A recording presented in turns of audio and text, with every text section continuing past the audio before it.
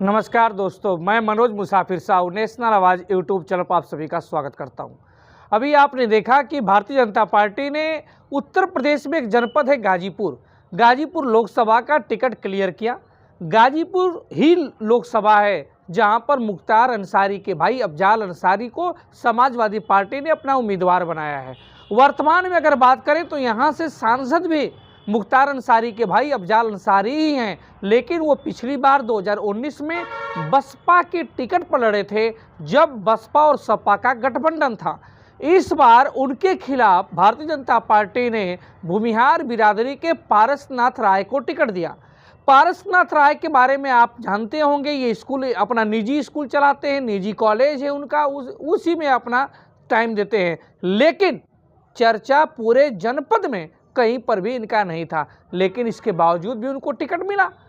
अब टिकट मिला तो जिस गाजीपुर लोकसभा में सर्वाधिक आबादी है यादव की 3.5 लाख से ऊपर, जिस गाजीपुर लोकसभा में सर्वाधिक आबादी है मुसलमान की 3.5 लाख से ऊपर, जिस गाजीपुर लोकसभा में सर्वाधिक आबादी है दलित की 3.5 लाख से ऊपर, और जिस गाजीपुर लोकसभा में मात्र 1.5 लाख क्षत्रिय ब्राह्मण और भूमिहार की आबादी है, और उसी क्षत्रिय ब्राह्मण भूमिहार में जिसमें 1.5 लाख है, उसी गाजीपुर लोकसभा में 1.5 लाख आबादी तेली, तंबोली, कांदू, कलवार, मदेसिया, जायसवाल की भी है।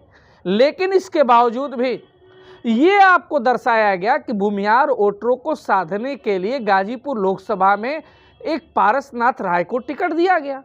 अब पारसनाथ राय जी को जब टिकट मिला तो उन्होंने कहा मुझे तो मालूम ही नहीं, मैंने तो टिकट मांगा ही नहीं। जिलाध्यक्ष जी ने मुझे फ़ोन किया तो बताया कि टिकट मिला है, बिना मांगे टिकट मिला। लेकिन आपने कभी ऐसा सुना है कि किसी अति पिछड़ी जाति को बिना मांगे टिकट मिला हो? किसी तेली के बेटे को, तमोली के बेटे को, कांदू के बेटे को, कलवार के बेटे को, निषाद के मल्लाह के बेटे को टिकट मिला हो? नहीं सुन सकते आप। लेकिन समस्या यहीं पे नहीं ख़त्म होती है। समस्या ये ख़त्म होती है कि जब कहा जाता है, एक नैरेटिव सेट किया जाता है, एक माहौल बनाया जाता है कि इन वोटरों को साधने के लिए फलाना को टिकट दिया गया, तो कभी ऐसा सोचा गया है, ऐसा बताया गया है कि जैसे किसी भी जाति का, छोटी जाति जितनी हैं, जो अब उन जातियों को साधने के लिए भारतीय जनता पार्टी ने कभी टिकट दिया है? कभी सोचा है उसके बारे में? नहीं सुना है आपने, सुनेंगे भी नहीं। जिस गाजीपुर लोकसभा में कि मैं बात कह रहा हूँ, उस गाजीपुर लोकसभा में भारतीय जनता पार्टी को पिछली बार 4,66,000 वोट मिले थे 2019 में, जब मनोज सिन्हा चुनाव हार गए थे। अफजाल अंसारी को सपा बसपा के गठबंधन में 5,66,000 वोट मिले थे, 1,20,000 से वोट उन्होंने चुनाव जीता था। उसमें बसपा भी शामिल थी उस गठबंधन में। इस बार बसपा नहीं है, और बसपा नहीं है तो मान के चलिए 2-2.5 लाख जो वोटर है, मेन वोट जो पोलिंग होता है बसपा का, वो बेस वोट वो अलग हो जाएगा। जब वो अलग हो जाएगा तो अफजाल अंसारी के पास जो 5,66,000 था वो 3 लाख के आसपास आ जाएगा। अब 3 लाख में उनके साथ जुड़ेगा क्या? भारतीय समाज पार्टी, सुहलदेव ओम प्रकाश राजभर वाली पार्टी, जो पिछली बार अकेले लड़ी थी तो 33,000 वोट पाए थे, उस 33,000 को 4 लाख में जोड़ दीजिएगा, 4,33,000 हो जाएगी। कांग्रेस को जोड़ दीजिएगा, 20,000 वोट 19,000 पाई थी, 19,000 को जोड़ देंगे तो वही 4,60,70,000 हो जाएगी। अब गाजीपुर लोकसभा में भारतीय जनता पार्टी मजबूत स्थिति में थी जब बसपा गठबंधन में नहीं था, लेकिन इसके बावजूद भी वो चाहती तो गाजीपुर जनपद से किसी अति पिछड़े समाज के बेटे को सांसद बना सकती थी। उस स्थिति में थी, संगठन चुनाव लड़ता, वो चुनाव जीत जाते। जब उनको अनजान व्यक्ति को ही टिकट देना था, जब उनको संगठन के दम पे ही संसद में भेजना था, तो क्यों नहीं किसी अति पिछड़े के बेटे को सांसद बना दिया गया? नहीं, ये भाजपा के कुंडली में नहीं है। दरअसल भाजपा की कुंडली में क्या है आप जानते हैं? भाजपा के कुंडली में है कि जो सवर्ण आबादी है उसको कैसे वहां भेजा जाए। मैं बार बार बात करता हूं कि आप वोट देते समय धारा 370 को मत देखें। आप वोट देते समय कभी भी आप तमाम राष्ट्रीय मुद्दे को न देखें। आप ये देखें कि आपके घर जब विपत्ति पड़ेगी, आपका कोई मामला पड़ेगा, तो आप पैरवी के लिए किसके पास जाएंगे? सांसद के पास, विधायक के पास। वो सांसद जी, विधायक जी क्या आपकी सुनेंगे?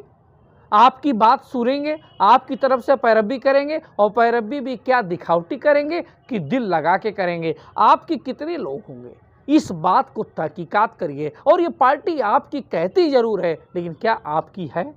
क्या आपको कहीं भागीदारी दे रही है? क्या आपको कहीं तवज्जो दे रही है? आप सोचिए, बिन मांगे सवर्ण बिरादरी को भारतीय जनता पार्टी टिकट देती है, लेकिन ब्लैकमेल करने के लिए, प्रेशर बनाने के लिए एक माहौल बनाया जाता है तमाम जगह। पश्चिमी उत्तर प्रदेश में खास तौर से इस समय क्षत्रिय समाज का अलग अलग महापंचायत चल रही है, अलग अलग अधिवेशन चल रहा है। उसके वजह से माहौल बनाया जा रहा है कि क्षत्रिय समाज नाराज है।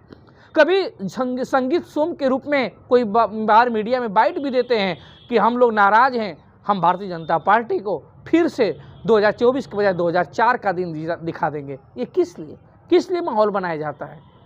तो क्या जब क्षत्रिय समाज, आप अभी बताइए, सहारनपुर में रैली हुआ कि नहीं क्षत्रिय समाज का, राजपूत समाज का? मेरठ के सरधना में होने जा रहा है कि नहीं होने जा रहा है? संगीत सोम ने संजीव बलियान के खिलाफ स्टेटमेंट दिया कि नहीं दिया?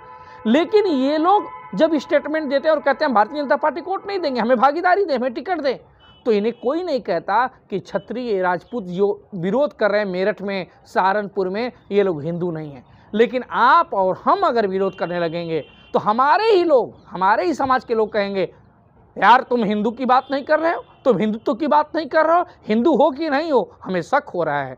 ऐसी बात करने लगते हैं लोग। राष्ट्रवाद की परिभाषा बताने लगेंगे, जिसको राष्ट्रवाद का मतलब नहीं मालूम, राष्ट्र प्लसवाद क्या होता है इसको नहीं मालूम, लेकिन वो लोग भी बताएंगे। इसीलिए मैं आपको बार बार कहता हूँ कि आप लोकल मुद्दे देखिए, लोकल लेवल पे लीडरशिप देखिए। अगर नहीं देखेंगे तो आपके पास जब आपका नुकसान होगा, जब आपके ऊपर विपत्ति आएगी, तो बाहर के लोग, राष्ट्रीय स्तर के लोग नहीं बचाने आएंगे। इसलिए मुद्दे को समझिए, उसके बाद वोट दीजिए। धन्यवाद।